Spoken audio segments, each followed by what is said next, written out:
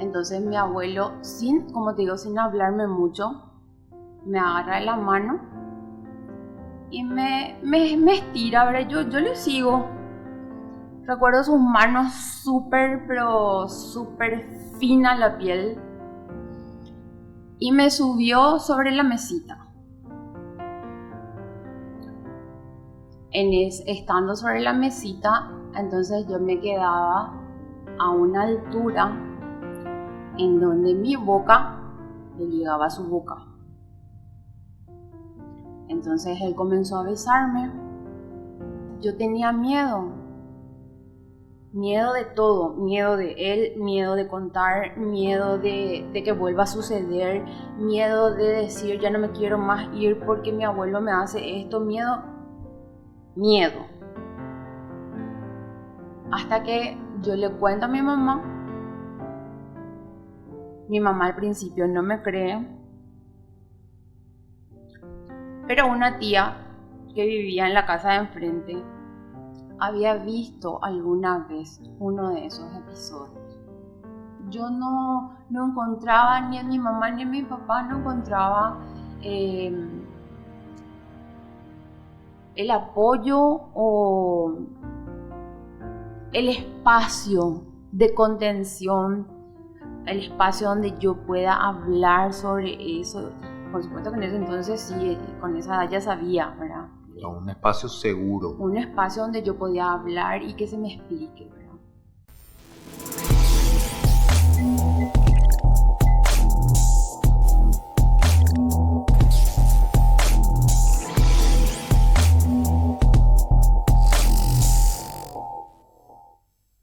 ¿Qué tal, amigos y amigas? Yo soy Fabio Miret y este es el podcast Desde el Otro Lado, donde de la mano de sus protagonistas damos contexto a las historias de vida que a veces prejuzgamos. Con nosotros hoy está Luna. Luna es un nombre ficticio. Ella decidió contar su historia, pero de manera anónima. Es un poquito densa la historia, así que para las personas sensibles es mejor pasar al siguiente video. Luna, ¿cómo estás? Hola Fabio, ¿cómo estás? Muchas gracias por invitarme. A vos por estar acá. Gracias. Bueno, yo quería tener este espacio y nunca se me daba. Y es contar lo que yo pasé, y mucha gente no cree que yo pueda recordar lo que yo pasé a los 5, 6 años.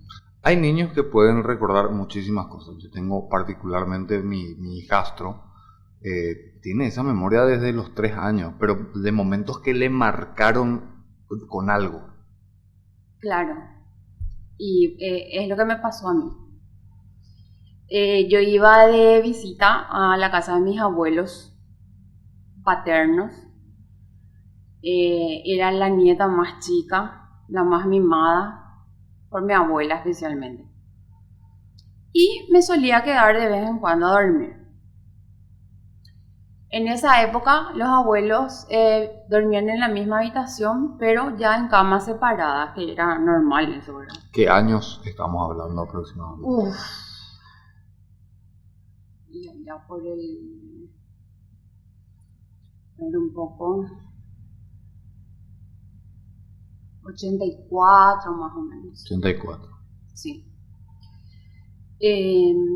Y mi abuela tenía la costumbre de a la mañana tempranito levantarse, ir al mercado a traer las cosas frescas para hacer la comida, ¿verdad? Con las verduras frescas, qué sé yo. Y yo me quedaba con el abuelo. A veces me quedaba durmiendo, yo dormía con mi abuela. ¿Cómo era tu relación antes de que saltes directamente al punto? ¿Cómo era tu relación con ellos? Yo era muy unida a mi abuela. Okay. Muy, muy luego. Yo sentía que ella me quería, yo le quería, yo tenía confianza en mi abuela. O sea, me sentía... ¿Viste cuando te tiras a la piscina, cuando tu papá te alza el brazo o tu mamá y te tiras de chiquito porque sabes que te va a agarrar? Claro. Bueno, así era la unión que yo tenía con mi abuela. ¿Con el abuelo era todo lo contrario? No nos llevábamos mal con el abuelo, pero yo era muy chica y no sé, no interactuaba mucho con él. Él era un hombre bastante callado, estuvo en la guerra del Chaco, no hablaba mucho realmente. Prácticamente con señas se comunicaba con mi abuela, ¿verdad? No es que no hablaba, claro. no es que se quedó mudo, pero no era de hablar mucho, ¿verdad? Y recuerdo que una mañana mi abuela se fue al mercado, yo me había quedado dormida en la cama de ella y me desperté. Ella me hacía camisoncitos a mí, me cosía, tenía un camisoncito. Tenía 5 años más o menos. Y después de la habitación de los abuelos, la siguiente habitación, que estaba dividida por 2 puertas, era, vamos a decir, la salita donde estaba la tele, en blanco y negro, ¿verdad? Sí. Y ahí había 2 sillones que eran de mis abuelos, y cerca de la puerta que daba hacia afuera había una mesita. Ya. Entonces esa mañana yo me levanto, no estaba mi abuela, entonces yo me voy como para ver la tele, mi abuelo ya estaba sentado ahí. Entonces mi abuelo, como te digo, sin hablarme mucho, me agarra de la mano y me estira, ¿verdad? Yo le sigo. Recuerdo sus manos pero súper fina la piel. Y me subió sobre la mesita. Estando sobre la mesita, entonces yo me quedaba a una altura en donde mi boca le llegaba a su boca. Entonces él comenzó a besarme. Seguido de eso, me tocó mi entrepierna, bajo la bombachita. Me tocó la entrepierna con los dedos. Y también agarró mi mano.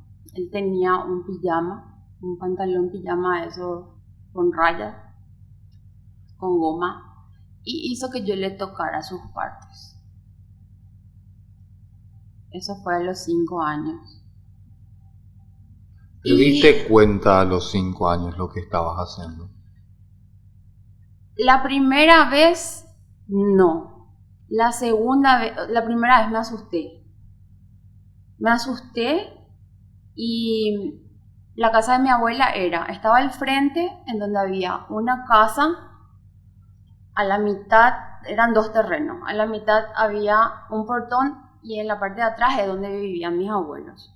En la parte de adelante era una casa donde ellos solían poner en alquiler. Mi abuela era muy devota de la Virgen de Cacupé y tenía un nicho en el piso grande porque su Virgen era grande. Ese día que pasó eso, él después me soltó y yo salí corriendo del susto y me metí, no sé por qué me metí en el nicho de la Virgen. De hecho, yo solía jugarlo en la parte de adelante cuando me solía ir con mi abuela a que ella riegue las plantas. Y me metía en el nicho para jugar, ¿verdad? Pero en tu mente inocente vos no sabías lo que estaba pasando, pero sabías que algo estaba mal. Exactamente, a eso quería llegar. Yo, inclusive de grande, yo pensaba que la palabra abuso, que la acción abuso, el abusar físicamente de alguien, tenía que ver únicamente con la penetración. Y no es así. Y eso aprendí gracias a que después me fui de grande ya, ¿verdad? Te voy a ir contando. Me fui a una psicóloga y la psicóloga me explicó eso, ¿verdad? O sea, yo le conté y le dije, bueno, no abusó de mí porque no me penetró. Y ella me dijo, no, por supuesto que abusó de vos. Y me explicó, ¿verdad? Y eso que pasó habrá pasado 2, 3 veces más hasta que yo decido contarle a mi mamá. Yo estaba asustada, yo ya no me quería ir a la casa de los abuelos. Ok, perdón, te voy a interrumpir. Sí. Me dijiste, la primera vez te asustó, la segunda, tercera, cuarta vez, ¿ya notaste algo más? O sea, Sí, me seguía asustando, o sea, pero dentro de mi no poder procesar de niña de 5 años, ¿verdad? De callarme, porque lo primero que uno piensa, y eso ya después pude experimentar con mis propios hijos, lo primero que uno piensa es que vos hiciste algo mal. Vos fuiste la que hiciste algo mal, por eso él te hizo eso. Entonces yo tenía miedo de todo, miedo de él, miedo de contar, miedo de que vuelva a suceder, miedo de decir ya no me quiero más ir porque mi abuelo me hace esto, miedo.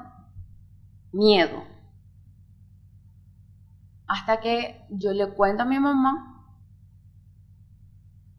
al principio no me cree, pero una tía que vivía en la casa de enfrente había visto alguna vez uno de esos episodios. Entonces, mi tía sí se entera que yo hablo con mi mamá, ¿verdad? Y entonces ella habla con mi mamá y le dice, sí, es cierto, yo vi que fulano le alzaba sobre la mesita. o sea, tu tía por sí misma nos puede avisar, a atajar, No. Y ese es otro punto que yo también quería tocar en esta historia que estoy contando, que quiero contar, que son los tratos tácitos, los tratos familiares tácitos, ¿A qué te referís con tacitos? con que el abuelo hizo eso, no podemos denunciarle al abuelo, hay que callarse, Ah. secreto a voces, y no tiene que ser así. Y no solo abuelo, también está hermano, papá. O sea, hay innumerable cantidades de casos que suceden a menudo. Inclusive te diría, yo siempre fui muy abierto, perdón que te corte un poquito la No, historia. por favor. Yo siempre fui muy abierto para escuchar las historias de mis amigos y amigas. Y siempre estaban, a mí me confiaban mucho sus historias, desde chico. Te puedo asegurar que de 100, poniendo un número, de 100 mujeres que yo conocí, 70 me dijeron que alguien abusó de ellas. Y generalmente Era del seno familiar. era del seno familiar. Sí, es que es así. Bueno, yo por lo menos no vi que se haya armado ningún quilombo, que mi mamá se haya ido a hablar, qué sé yo, ¿verdad?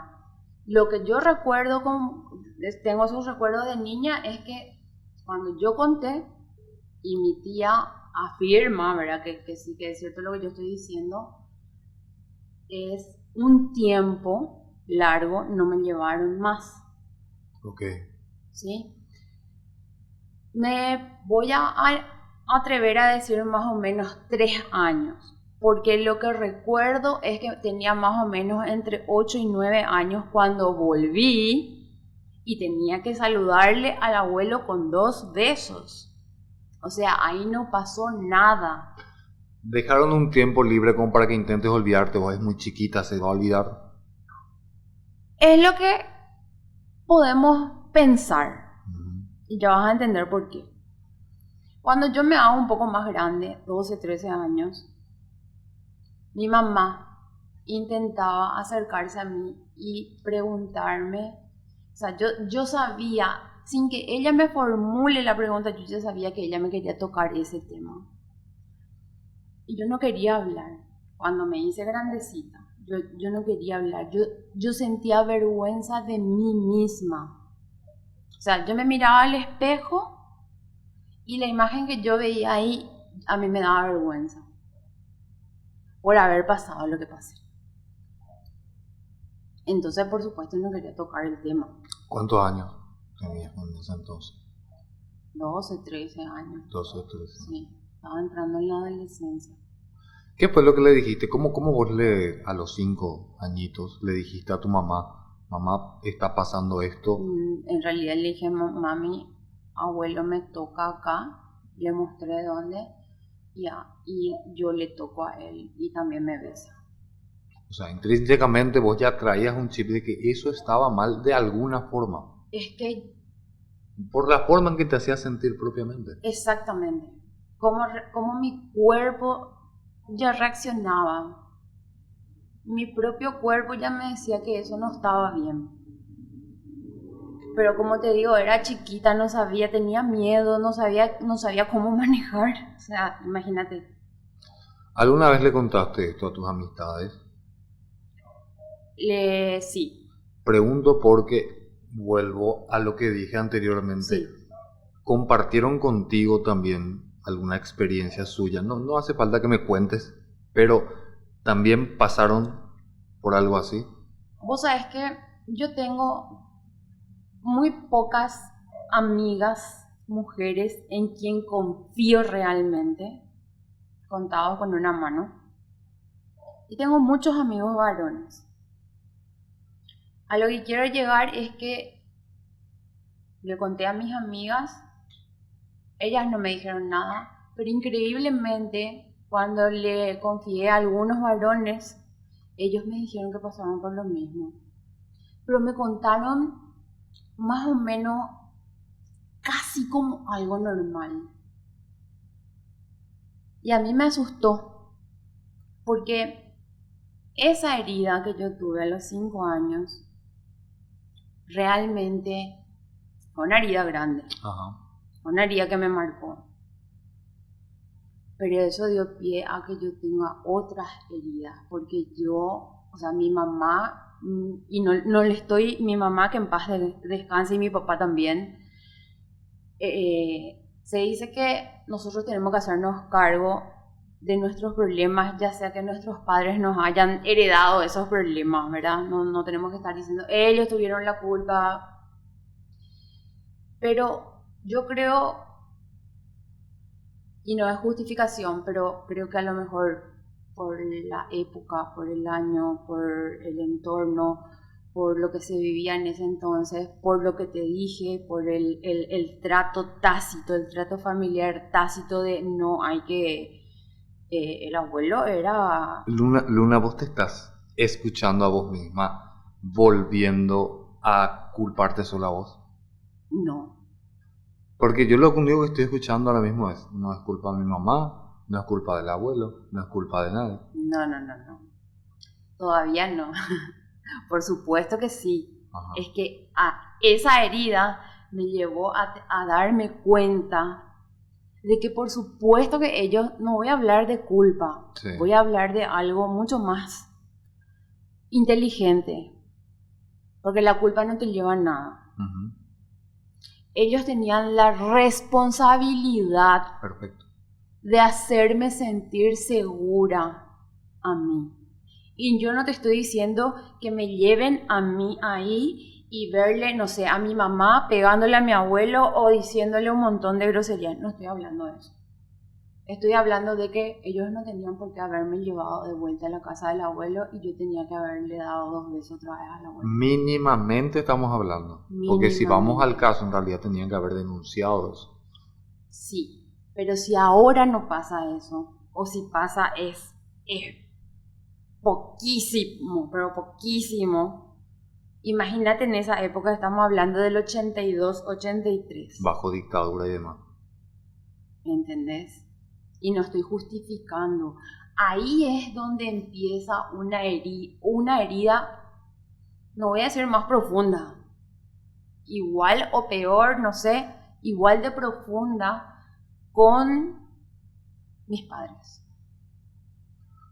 Entonces, Porque yo pedí, Fabio, yo fui, no fueron mis padres los que me dijeron, te vamos a llevar al psicólogo porque ellos se dieron cuenta de que algo me pasaba o lo que sea, ¿verdad? En realidad yo tuve una adolescencia, no fue una adolescencia difícil, ni fue una adolescencia... Es como que yo hice a un lado un ratito, ¿verdad? Es como que quería disfrutar, ¿verdad? Y hice a un lado, pero siempre volví al recuerdo. O sea, no estuviste martirizándote todo el tiempo con ese evento que te pasó. No, pero sí en un momento cuando como adolescente empecé, vamos a decir, a interactuar con chicos y qué sé yo, sí fue un problema para mí. Repercutió, sí, un poco. Entonces yo le pido a mi mamá que me lleve al psicólogo, que me busque un psicólogo y que me lleve, porque yo sentía, o sea, yo no encontraba, ni a mi mamá ni a mi papá no encontraba el apoyo o el espacio de contención, el espacio donde yo pueda hablar sobre eso. Por supuesto que en ese entonces sí, con esa edad ya sabía, ¿verdad? Un espacio seguro. Un espacio donde yo podía hablar y que se me explique, ¿verdad? Y así fui llevando eso, pero solamente lo hablaba con psicólogos. Yo hasta que cumplí 35 años, ahí recién yo me abrí. Y voy a decir esto, yo no estoy en contra de la Iglesia Católica, o sea, a ver, voy a aclarar. Yo creo en Dios, yo creo en la Virgen. Okay. No soy protestante. Yo lo que no estoy de acuerdo es con la Iglesia Católica. ¿Sí? Bueno, pero en ese momento, a los 35 años, ya va a ser muy largo, así que voy a cortar. No, tenés todo el tiempo que quieras. Yo me fui por una invitación y porque estaba mal, estaba pasando, yo no sabía, había fallecido recién papá y yo estaba pasando por una depresión y empecé a tener ataques de pánico, que yo no sabía todavía que era ataque de pánico, hasta que consulté con un psiquiatra. Y me empecé a ir, me invitaron a un grupo de la Iglesia Católica carismático. En ese entonces, para esa época, para ese momento, me ayudó. No voy a negar. Me ayudó a estar en ese grupo, me ayudaron las personas que formaban la comunidad, yo pude hablar por primera vez de eso, me pude liberar, es como que todo el tiempo yo tenía apretado el pecho, vamos a decir, ¿verdad? Y es como que se liberó, ¿verdad? Porque ya no le contaba a una persona dentro de 4 paredes que era un psicólogo, ya pude contarle a personas que no eran profesionales de la salud mental. Desde que le contaste a tu mamá hasta ese momento, nadie más sabía. Por supuesto que sabía mi familia, mi tía, no, claro, por supuesto, pero eso era un secreto a voces. Ajá. Eso jamás se tocaba cuando, si de repente yo después de grande ya decidía no irme más, ya no me iba, y después el abuelo ya falleció. Después yo ya me casé, viajé fuera del país, mi abuelita se enfermó, cuando yo volví, justo vuelvo y ella fallece, ¿verdad? Ok. Pero tu sentimiento por tu abuela es intacto. ¿Por mi abuela? Uh-huh. No, totalmente intacto. ¿Guardas algún tipo de rencor contra tu mamá, tu abuela o algún familiar? Yo no quiero que quede esto como, o sea, no es que no quiero que quede, yo no sentía rencor. Ajá. Sí estaba muy enojada con mi mamá y con mi papá, especialmente con mi mamá. ¿Por qué? Porque era mujer igual que yo. Sí. Es más adelante, mucho más adelante, mi mamá me cuenta que a ella le intentaron violar. Y no supo cómo manejar la situación contigo. Claro. ¿Y qué pasa ahí? En ese momento en que yo soy adolescente y estoy enojada con ellos dos, mi papá le es infiel a mi mamá arma un quilombo y somos 2 hermanos, ella falleció. Mi mamá dice, tienen que elegir, ¿a quién le eligen? ¿A su papá o a mí? Por supuesto, mi hermano soldadito se fue, yo estoy del lado de mamá. Y yo dije, yo estoy del lado de los dos, porque a los dos les amo. Te amo a vos, mamá, y estoy contigo y siento como mujer que te haya pasado eso, pero le amo a mi papá con todos sus defectos y sus virtudes. Ahí empieza mi calvario. Mi mamá me puso la cruz hasta el último día. ¿Se sintió rechazada? Sí. O sea, ¿sos del team mamá o sos del team papá? Y eso no se hace. No. Y si me escuchan las mamás, no hagan, por favor, les pido. Porque causan una culpa tan grande y terrible en sus hijos que no les corresponde. Es una decisión que nunca tiene que ser tomada. Primero porque nosotros ya somos grandes y nos vamos a dar cuenta si es que nuestro papá es un hijo de puta. Sí. Igual que uno le quiere a su papá hijo de puta en el fondo. Totalmente. Igual le quiere. O sea, yo después de eso le carajeé a mi papá como mujer, porque ya estaba un poco grandecita, ¿verdad? Estaba con 17 años. Le carajeé a mi papá, le dije de todo. Y lloraba también cuando le estaba puteando a mi papá. Pero le miraba y le amaba también. ¿Se equivocó? Y no estoy haciendo pro infidelidad acá. Claro, entendible. Pero ella se enojó conmigo. Y si bien pasaban los años y de repente todo bien conmigo, ella era médica. Todo bien conmigo, pero siempre era más elegirle al otro hermano, ¿verdad? Que a mí. Porque el otro hermano en ese entonces que tenía que elegirle a alguien, le eligió a ella, ¿verdad? Pero en su mente vos eras team papá. Por más que vos dijiste yo le amo a los dos. Por más que yo dije yo estoy en el medio para los dos, ella interpretó eso como quiso. Interpretó como que yo era team papá. ¿Tu hermano dejó de hablar con tu papá? Mi hermano dejó de hablar con mi papá y se arrepintió muchísimo porque cuando mi papá estuvo a 3 días de morir, se fue a clínicas a pedirle disculpas a mi papá. ¿Cuántos años de separación? Después 20. Más o menos. Y después conversando yo con él, ¿verdad? Él me decía, no sabes cómo me arrepiento de no haber estado para el viejo, de no haberle llamado por el Día del Padre, no haberle hecho que le conozca a su nieto, a su hijo, ¿verdad? Y es entendible que te enojes por un error porque que le hace a una persona que amas tanto como tu mamá. Pero que tu mamá te ponga a decidir es el problema. Por supuesto. Yo creo que ningún papá, ninguna mamá, ningunos padres tendrían ni tienen el derecho de ponerle en esa situación a un hijo o una hija. No deberían.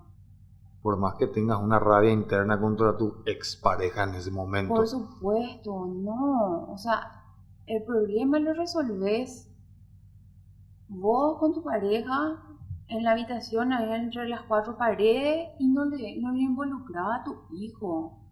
¿Por qué le vas a poner esa carga tan pesada? Porque para mí fue una carga. Vos no sabés los años de culpa.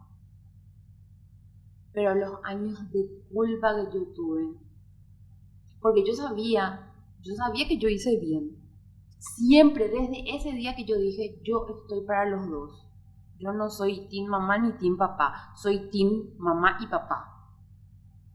Desde ese día hasta hoy yo sostengo y digo que yo hice una buena elección. Pero nunca terminó ese favoritismo hacia tu hermano con tu mamá. O sea, no, tu mamá se fue, ya me mencionaste. Sí, es más, yo recuerdo que en esa época en que todo estaba así candente por el tema de la infidelidad, y mi hermano era prácticamente, no sé, el guardaespaldas de mi mamá, por decir de una forma. Mi mamá de repente venía y se sentía re mal y se descargaba con mi hermano. Y mi papá llegaba a la casa y mi hermano le cagaba a patada a mi papá. Físicamente. Físicamente. Una vez le rompió la clavícula y otra vez le rompió 2 costillas. Y muchas veces me metía yo en el medio. Y eso, por ejemplo, a mi mamá no le gustaba que yo me meta en el medio. Porque se lo merecía, Y porque según su mente. o sea, mi primera reacción no es lo como hija. Como ser humano, Por supuesto. era meterme a defenderle a alguien que evidentemente no se podía defender de alguien que sí ejercía mucho más fuerza. Tu hermano era más grande que él. Sí, totalmente. ¿Tu mamá falleció de? Mi mamá se enfermó de cáncer. Se le detectó cáncer, la primera vez se le detectó a tiempo. Ella era muy, siendo médica, ella era muy o'clock con sus chequeos y se le detectó en una ecografía. Por eso yo cuando llega el octubre rosa siempre digo que se tiene que ir de la mano ecografía, mamografía, porque increíblemente su mamografía a ella le salió que estaba todo bien. Y la ecografía, la doctora que le hizo le dijo, veo algo que no me gusta, vamos a ver qué dice la mamo. La mamo salió bien. Se volvió a repetir la eco con su mastólogo y ahí entró a quirófano, le abrieron chiquitito, sacaron tejido y confirmaron que era.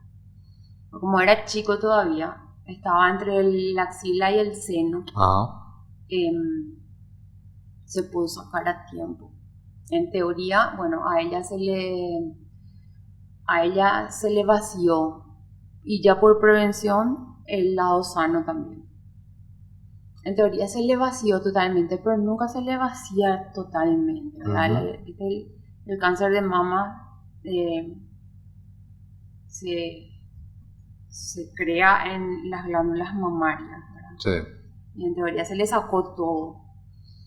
Y después de 6, 7 años más o menos, otra vez, siempre se venía chequeando ella, ¿verdad? Ella estaba con una oncóloga. Se chequea y sale algo raro en los pulmones. Y fue a los 2 pulmones. ¿Fumadora? No. Ella no fumaba. Mi papá sí fumó mucho tiempo, pero dejó a los 35 años. Y bueno, ahí ella, después de la cirugía que tuvo, ella se mantuvo con una medicación vía oral.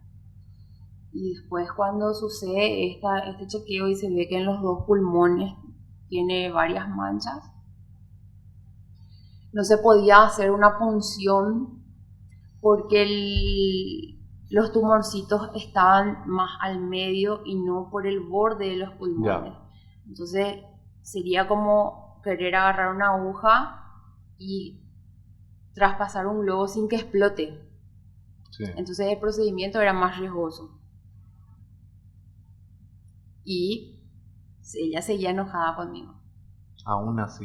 Aún así ella seguía enojada conmigo. Mamá. Y yo, ¿sabes qué, Fabio? Yo hacía de lado eso. No te voy a negar que me dolía. Por supuesto. Me dolía muchísimo, me dolía. Me dolía porque yo con mucho amor, por ejemplo, le buscaba a ella, me hacía tiempo, le acompañaba al mastólogo, al oncólogo, y ella, por ejemplo, me decía, ay, yo quería que venga fulano. Pero no era un maltrato, solamente indiferencia o favoritismo. En un momento sí hubo maltrato, ¿verdad? Yo considero maltrato que en una mesa de Navidad mi propia mamá me baje la caña porque supuestamente la comida que hice no estaba rica enfrente a otras personas, ¿verdad? Que no es familia. Pero bueno, como te digo, yo siempre, te iba a decir, yo siempre busqué la aprobación de mi mamá. Seguramente porque tenía esa herida con ella, ¿verdad? Seguramente porque llevé esa culpa de no haberle elegido a ella. Le elegí a los dos. Que para mí era, no sé, para mí es mucho más... Tiene más valor. Tiene más valor decir, le apoyo a este pelotudo que fue el que se mandó la cagada, y le apoyo a la pobre mujer que está sufriendo. Sí. O sea, y estoy con los dos y le amo a los dos, son mis padres, son los que me trajeron al mundo. Viste que después de lo que me pasó a los 5 años. Volviendo a la historia de los 5 años. Sí, después de eso, a los 12 años... Perdón. A los 12 años, me acuerdo que no teníamos nadie que se quede con nosotros en casa a cuidarnos. Y ella pues era médica, ¿verdad? Y tenía consultorio.